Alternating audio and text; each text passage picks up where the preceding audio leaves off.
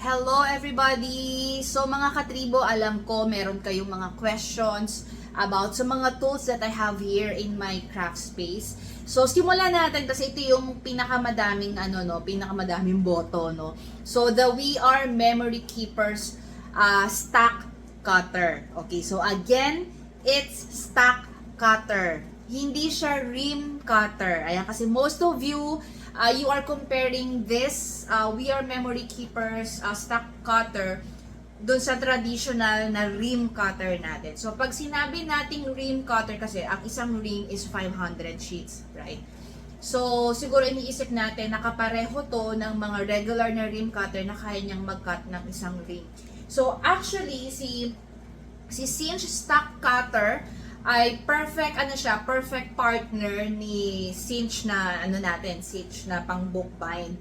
Kasi halimbawa, if you want to cut a journal with kunyari mga hundreds of paper like mga 300 or 200, so perfect ito. Okay, in my craft room before, I have the Polaris. I also tried the Office Comb and the Quaff, na traditional rim cutter. Before the stack cutter, yun talaga yung ginagamit ko. Okay, so of course may mga pros and cons. Una, dun sa mga traditional rim cutter na yun, sobrang bigat talaga siya. Kailangan mo ng stable na table o stable spot para pag magka-cut ka, may tendency kasi kapag yung table mo hindi strong, babaksak yung table kasi ganun siya kabigat. Okay, and hindi mo siya pwedeng buhatin mag-isa unless malakas ka talaga. And so hindi siya movable, hindi mo siya basta-basta mabuhat kung saan-saan unless meron kang asawa na tutulong sa'yo all the time na pag gusto mo siyang buhatin. So, yun yung ilan sa mga. And also, pagdating dun sa pagsukat, okay, so common naman yan regardless of the brand. Pero dito sa Cinch stack cutter, mas less yung problem ko pagdating sa hindi pantay na cut. Kasi alam nyo, nasa sa atin pa rin talaga yun eh. Depende sa pagpupwesto natin, So, sometimes kasi yung print ng parang ruler dun sa mga regular natin na rim cutter, hindi pantay. So, ang tendency, hindi rin nagpapantay yung paper natin. So, what I did, dahil medyo nahirapan din talaga ako dun sa regular na stock cutter, rim cutter. Okay, although di naman hirap na hirap ha, medyo may konting struggle lang.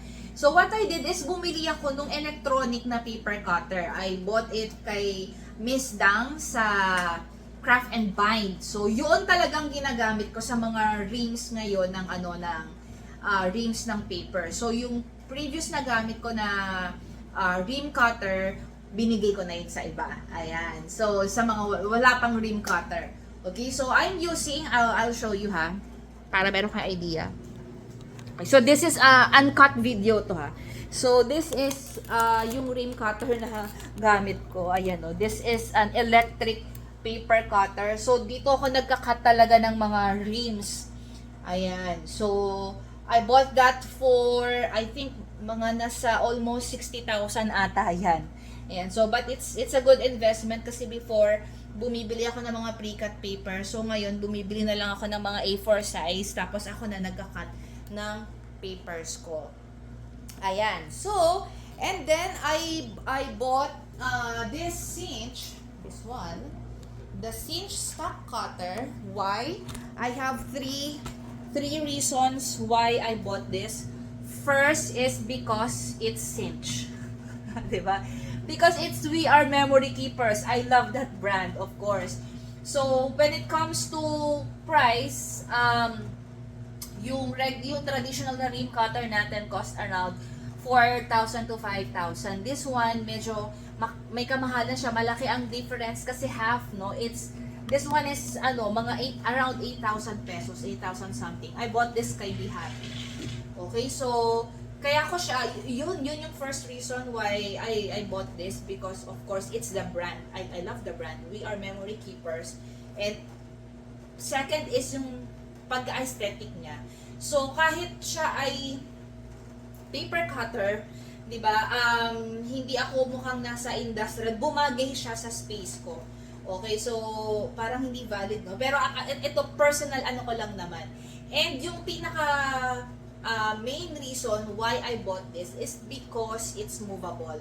movable, ibig sabihin mas madali ko siyang na-move anytime, anywhere, mas magaan siya.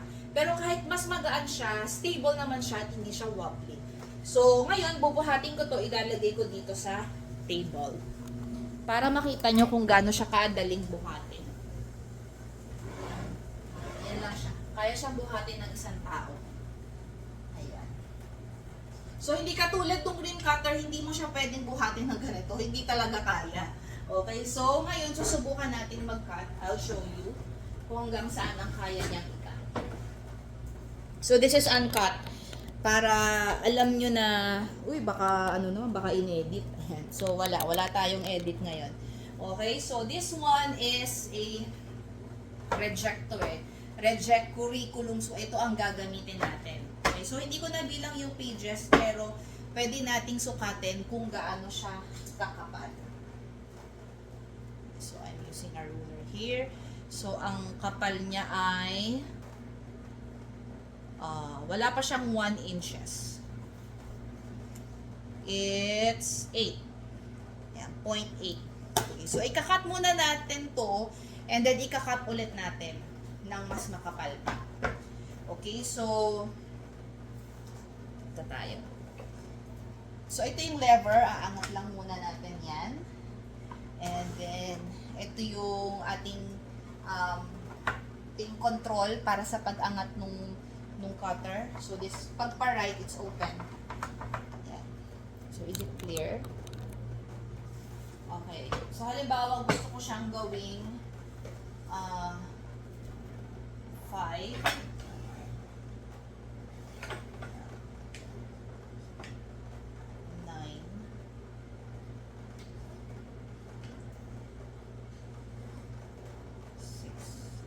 Kunyari, gusto ko siyang, yung page ko gusto kong gawin 6 inches. Ito siya. So, may mga measurements dito. Dito, ayan. So, ito yung pinaka-ano natin, roller natin. So, dito siya sa 6. Gusto kong gawing 6 inches yung paper. So, ayan siya.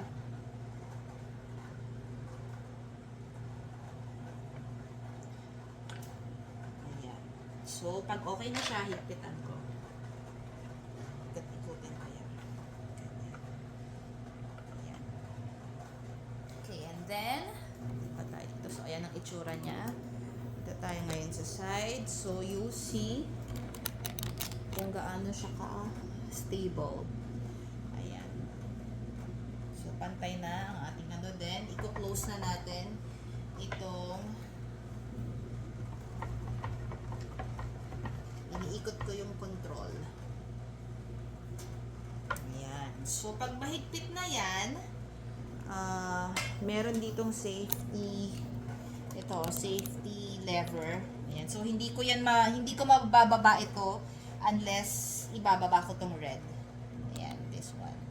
Ayan. So, ibababa ko tong red. Ayan, ito. Ayan. And then, at saka ko ibababa itong lever. Yan.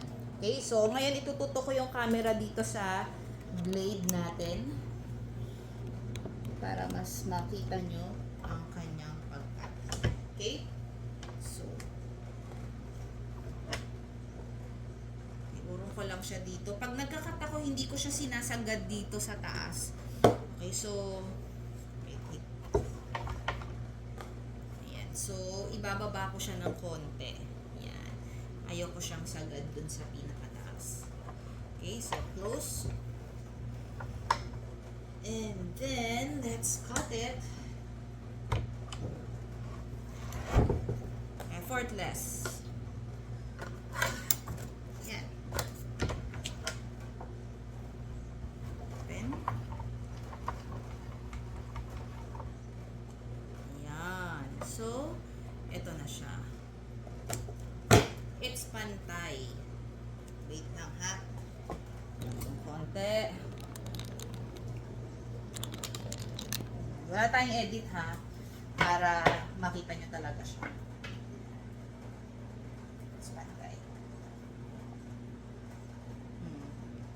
Pantay siya.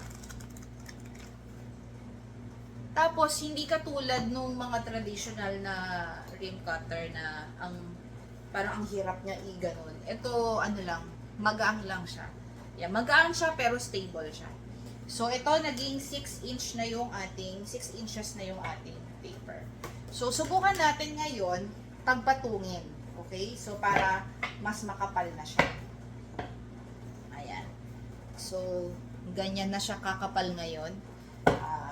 Hindi ko alam kung ilang pages to, pero sukatin natin kung ilang inch siya. Ayan, ito ay 1. Ayan, 1 inches na siya. 1 inch. I think hindi pa rin to kasing kapal ng rim. Kasi ang rim ay... Ito ang rim di ba? Ito ang rim. So, this one ay... Oh, hindi pa siya rim. Parang ano lang siya, half. O wala pang half. Ayan. So, we'll try again. Kakat natin. Tingnan natin kung hanggang saan kayang i-cut niya. No? So, pag nasira, bilhin natin ulit. Ayan. Okay. So, by the way, this is not sponsored ha. Hindi to sponsored ng We Are Memory Keepers at hindi rin to sponsored ng Be Happy. Okay? But I bought this kay Be Happy. Okay, so this is an honest review. Honest, honest. Wala tayong piniplease dito. Ayan, so pag pinihit ko to, yan, di ba? Ito yung close, ito yung open. So yan na yung sagad niya. Kasi ito na, ayaw niya na ayaw niya nang umikot. So pag ito, nagkasya, kaya pa niyang ikat pag hindi na. Ayun, okay. So, hindi talaga siya meant for rim kasi hanggang dyan na lang yung kaya niyang ikat. Yan na lang yung kaya nung opening nung Ayan. So, hindi talaga siya, don't mistake na ito ay equivalent ng mga rim cutter. So, this is perfect. Pag halimbawa yun nga, magka-cut ka ng ng mga journals mo, ng mga books mo, pwede mo silang i-cut ng isang ganun. Kaysa naman yung nagka-cut ka ng ng 5 pages o 1 page, di ba? So at least ito, yung isang journal o isang kapal, pwede mo siyang i-cut. But definitely hindi i-ring. Okay? So i-cut natin to. We'll see kung kaya niya. Okay? So this is the first time na magka-cut ako ng ganito kakapal. Okay? Usually half lang talaga yung kinakat ko. Okay? Kasi nga kapag makapal, doon ako nagka-cut sa isa kong electric cutter. So, we'll close it. So, it's closed. Then, we will cut.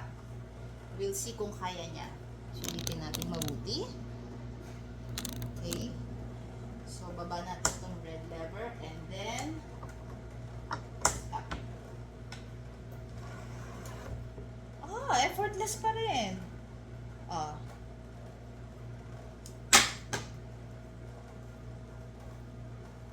So, may mga journal naman na ganito kakapal. So, it's 1 inches. 1 inch. Yan. So, ganyan kadami ang kaya niyang i-cut. May purpose talaga yung mga scratch paper ko. Ayan It's pantay. So, nagustuhan ko talaga sa kanya, hindi lang dahil aesthetic siya. Okay, wait lang guys, dito tayo. Nagustuhan ko talaga sa kanya dahil hindi lang siya basta aesthetic. Madali siyang gamitin, hindi siya masyadong struggle. So, before of course nag-start din ako sa mga brand like that kasi mas cheaper, yun pa lang yung kaya ng business. Pero as time goes on, habang nag-grow yung business, nag-invest talaga ako sa mga gamit na alam mo yon, yung habang ginagawa ko siya, may joy kasi di ba sarap gamitin, tas ang sarap sa mata. So you can invest din sa mga ganong gamit. Okay? So halimbawa ito, this is a well-known brand, no? Kumbaga, subok mo na talaga yung quality niya. So, of course, iba nga lang ang purpose, hindi siya pang ring, okay? But, at least malinaw yun sa inyo na hindi siya ring cutter, kaya siya tinawag na stock cutter kasi yung stock ng paper kaya niyang i-cut but not necessarily rim. Ayan. So, kaya ko siya nagustuhan kasi pag ayoko siya sa spot na to, ililipat ko lang siya sa spot niya. Okay? And yun nga, hindi masyadong mahirap gamitin, hindi matigas, and pantay siya mag-cut. Ayan. So, mas mahal siya because yung regular rim cutter na kayang 500 sheets is around 4,000 something, hindi lalagpas ng, yung iba may 5,000. Pero this one is around 8,000 pesos. Is it worth it? Depende yan sa inyo. Kayo makakasagot niyan. But just in case na-convince ko kayo na this is a good buy, ayan, so pwede kayong bumili kay Be Happy. Kasi si Be Happy pa lang ang merong cinch. Ang alam ko si Be Happy pa lang. Kung meron mang iba, hindi ako sigurado. Pero ang alam ko si kay Be Happy makakabili kayo ng ganito. Okay, so I hope nasagot ko ang kaya 1 down na tayo sa ating recorded demo ng mga tools na meron ako inside my craft space. So, that's it. See you around. Wait. Pakita ko sa inyo na kaya kong ibalik sa kanyang pwesto. Ayan. So, that's my pwesto. Ibababa ko to. Sobrang gaan niya. Hindi ko to kayang gawin kapag yung regular na cutter. So, pag hindi ko na siya kailangan, ilalagay ko lang siya dyan. Ayan. So, magkakaterno sila ni Cinch. So, that's it. See you around, guys. Bye!